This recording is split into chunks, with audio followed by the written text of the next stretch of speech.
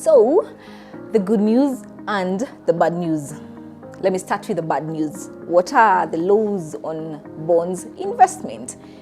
First of all, the return is relatively low. Yeah, I'm from that side of the mountain, so relatively low on return as compared to other investments. Someone the other day asked me, why would I spend my money, invest in bonds, yet I can buy a piece of land somewhere and in I don't know how many years get like a 75% or 400% return on it. And I was like, yeah, bonds have a relatively low return compared to other investment, but it's a compensation for the low risk, which I'll come to. So yes, the return is not so high. Like the highest we have right now is an infrastructure bond that is at 13.94% return per year. That's the highest return you'll get from the bonds, and it's long. It's like a 14-year bond. The other thing is that they're not very liquid. And what I mean by that is that it's hard to sell a bond once you buy from an auction.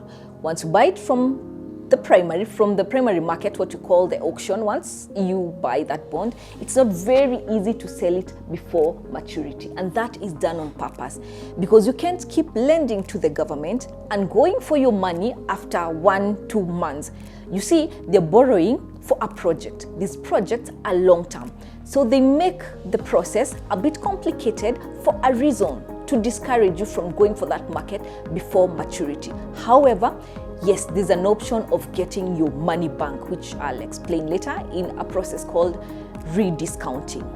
The other thing is that the bonds are taxable. The FXT bonds, the fixed interest bonds, are taxable. So as much as you're getting a return, you need to pay a tax on it, either 10% or 15%, depending on the duration. And it's usually indicated every time there's an auction. There's a prospectus that gives you all those details. So yeah, you have to pay tax on it. The other thing is that, there's inflation, and inflation at the moment is currently high. So you're earning the interest you're earning, and there's inflation that is rising, and the inflation works against the return. So yeah, you end up with a low return because of the high inflation. And also, there's a limit because of the minimum amount that you're meant to invest. Remember, it's a minimum of 50,000 on the FXT and 100,000 on the IFB.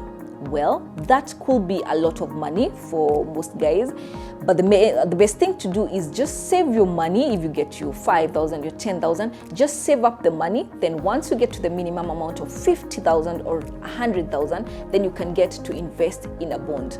Remember, this is a long-term investment, but you can invest in the shorter ones. But remember that another thing, the shorter the investment, the lower the return. The longer you go in, the higher the return.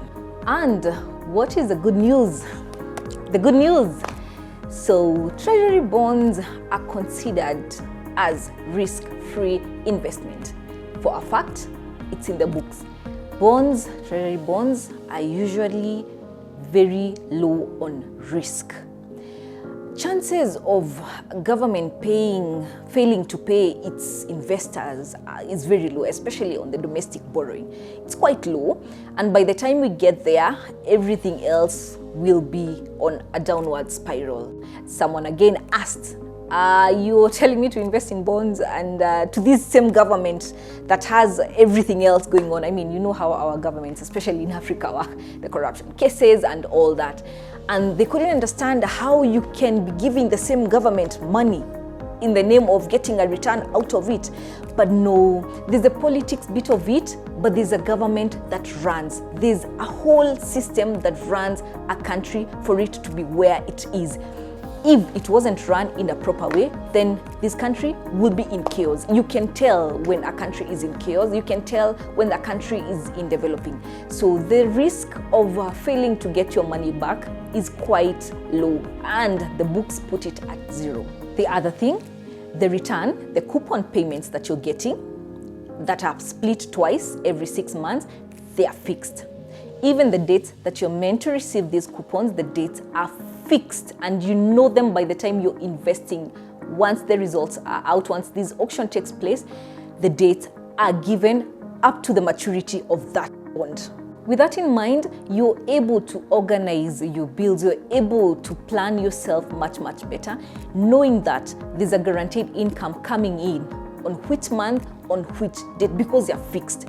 So you can be able to make prior arrangements when it comes to paying your bills or paying for your holidays or paying for whatever you're paying for, because you're assured there's money coming in on this date and it's guaranteed. You see? So when you see people going on holidays in January, a whole January, joy mewaka, and someone is on holiday and you're wondering, how are they managing that? Maybe they're receiving very good coupons in January and February. So they've catered for their bills, and you're very sure that maybe in March and April, there's more coupon payments being done. So you can spend your money any way you wish. Ni mambo ya kujipanga. You know why I love investing in treasury bonds so much? It's because the coupon payments are made in different months. These auctions are there every single month. So let's say a bond is issued in January and pays coupon in January and July. Then another bond in February pays the coupon in Feb and August, and so on. You can be able to invest in these different bonds and get coupons in the different months, such that you can get a coupon payment every single month. With that, you're able to get a monthly passive income, which looks like a salary that you're not working for. That is really impressive, and it's long term. So you get to weigh the advantages and the disadvantages of investing in treasury bonds and decide if bonds is something you want in your investment portfolio basket. So in treasury bonds investment, the main things that you need to consider before investing is the duration of the bonds. Do you want to tie up your money for the next 5, 10, 2 years, 25 years? And the return you're getting after tax in the case of FXD, or the return you're getting in the IFBs. So duration and the return. That way you can decide how long do you want to go on the bonds depending on what return, and see whether you want to have a variety of investments with different returns and different duration. Now you know what a treasury bond is, how it works in a nutshell. We'll keep talking about that in details in the other videos. If you have any question, you can leave it down there in the comment section.